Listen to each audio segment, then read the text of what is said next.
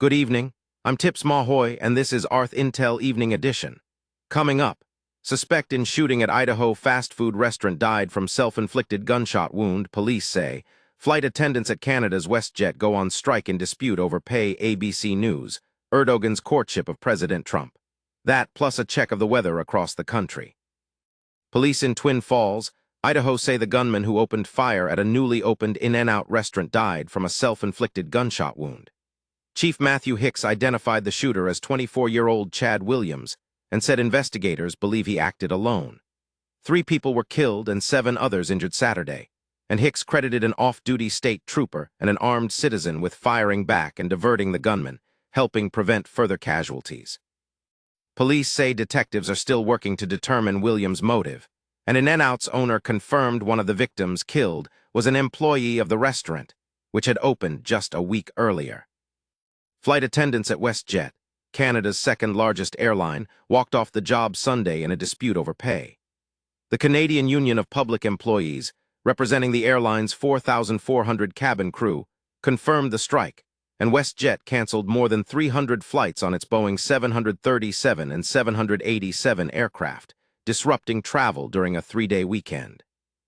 At the heart of the dispute is pay for work done on the ground before and after flights. The union says some of that work goes unpaid, while WestJet's CEO says crews are compensated through a credit-hour system and that the company had offered a double-digit first-year wage increase. Both the union and WestJet say they remain willing to return to the negotiating table. President Trump is signaling openness to reversing Turkey's suspension from the F-35 stealth fighter program, calling President Erdogan a friend and Turkey a tremendous ally. The remarks came after Trump faced criticism for raising the possibility at a recent NATO summit in Ankara. Turkey was suspended from the multinational F-35 program in 2019 after acquiring Russia's S-400 air defense system, which also triggered U.S. sanctions in 2020. Israeli Prime Minister Benjamin Netanyahu opposes the potential sale, citing security concerns for Israel, Cyprus, and Greece. ArthIntel Headline News is brought to you in part by Toolbox Development, AI web development and marketing. Learn more at toolboxdevelopment.net. We'll be right back. Ohio Senator Bernie Moreno is publicly calling for his former son-in-law, Congressman Max Miller, to leave the House, saying Miller fails basic standards of character and needs serious psychological help. Moreno made the comments after Miller defended himself in a live video, denying allegations of domestic abuse made by Moreno's daughter, Emily, amid their bitter custody dispute.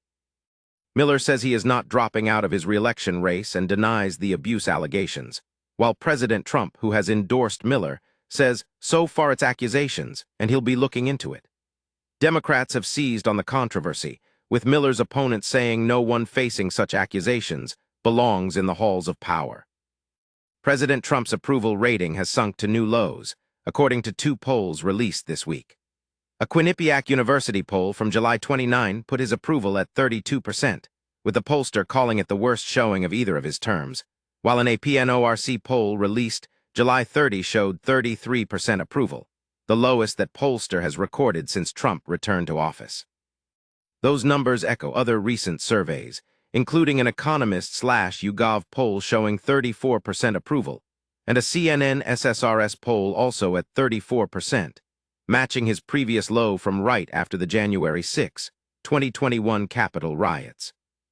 Both the Quinnipiac and APNORC polls also found deep opposition to the war on Iran, with Quinnipiac finding 6 in 10 voters opposed, and APNORC finding 64%, say the war hasn't been worthwhile. Virginia Governor Abigail Spanberger says her administration has restored voting rights to more than 66,000 Virginians with past felony convictions. Spanberger says the restored rights include voting, serving on a jury, running for public office, and becoming a notary public.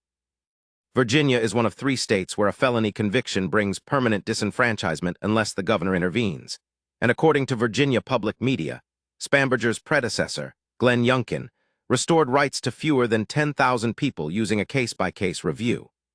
Spanberger is also urging Virginians to vote yes this fall on a constitutional amendment that would automatically restore voting rights upon release from incarceration.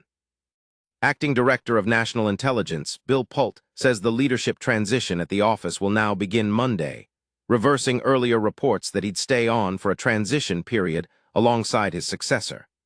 Pult wrote on X that after speaking with President Trump and incoming Director Jay Clayton, they decided the handover would happen this coming Monday. CNN had reported this week that Pult was expected to remain for at least 2 weeks after Clayton was sworn in, with multiple sources saying Pult had personally urged Trump to let him stay longer to finish his work. Clayton, who was confirmed by the Senate this week, is expected to be sworn in next week. ArthIntel Headline News is brought to you in part by Toolbox Development, AI web development and marketing. Learn more at toolboxdevelopment.net. We'll be right back. Capital One is pushing back on the Trump Organization's claims that its accounts were closed for political reasons. In a Friday court filing in Miami, the bank said the transaction patterns it flagged were among the types of activity flagged by federal banking guidance and called allegations of political pretext misguided. A federal court has already dismissed 2 earlier versions of the complaint, with the Trump Organization filing an amended complaint in July. The case comes amid broader tension between the Trump administration and Wall Street, including a similar lawsuit Trump filed against J.P. Morgan Chase in January, and an executive order he signed in August barring what he calls discriminatory debanking. ArthIntel Headline News is brought to you in part by Toolbox Development, AI web development and marketing. Learn more at toolboxdevelopment.net. We'll be right back. Colt Emerson delivered again for Seattle, singling home pinch runner Stuart Fairchild in the 9th inning to give the Mariners a 7-6 walk-off win over the Twins, their second straight walk-off victory over Minnesota.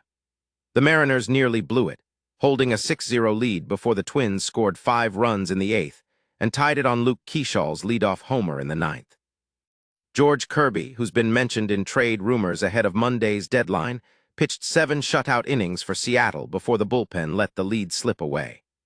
Andres Munoz picked up the win despite surrendering the game-tying homer, while Yondrys Gomez took the loss for Minnesota. Kevin Owens made a stunning return to the ring at Night 2 of WWE SummerSlam, 17 months after a neck injury that once threatened to end his career. Owens hadn't wrestled since a brutal unsanctioned match with Sami Zayn last March, and in April revealed he needed surgery after dealing with nerve issues down his arms and legs.